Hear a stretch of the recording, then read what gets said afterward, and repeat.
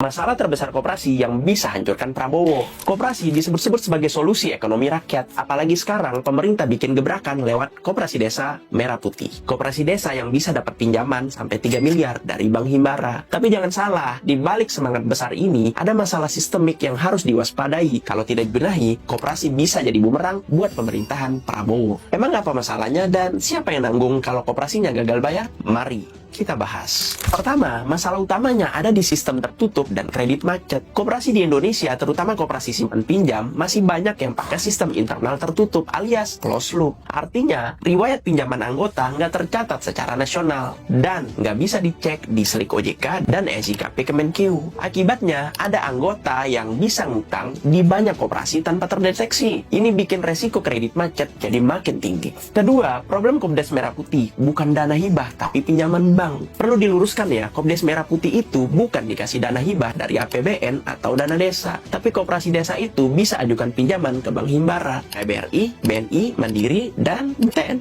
Maksimal 3 miliar, tenornya 6 tahun dan bunganya 6%. Nah, pinjaman ini statusnya kredit, bukan gratis. Dan kalau koperasi nggak bisa bayar, siapa yang disuruh tanggung jawab? Pemerintah daerah, kepala desa, dana kompensasi dari fiskal desa, atau rakyat desa sendiri? Ketiga, resiko sistemik, pengurus minim kapasitas, dan sistem belum digital. Banyak koperasi termasuk Kopdes belum digital, pembukaan manual, SOP pinjaman yang longgar, dan pengurus sering nggak ngerti prinsip kredit sehat. Apalagi kalau pinjamannya dipakai untuk konsumtif atau kegiatan yang nggak produktif. Kalau gagal bayar, nama baik koperasi hancur. Tapi lebih parah lagi, bisa jadi catatan hitam di neraca politik Prabowo sebagai presiden. Terus solusinya apa bang? Kalau boleh dan berkenan nih ya, pertama, digitalisasi koperasi itu wajib. Semua koperasi harus dipaksa masuk ke sistem digital. Minimal pakai software koperasi yang bisa simpan data anggota dan pencatatan simpanan. Dan yang paling penting, integrasi ke sistem nasional kayak SIKP atau Slik OJK. Kedua, SOP penyaluran pinjaman harus berbasis analisis, bukan sekedar kedekatan sosial, apalagi kedekatan sama kepala desa.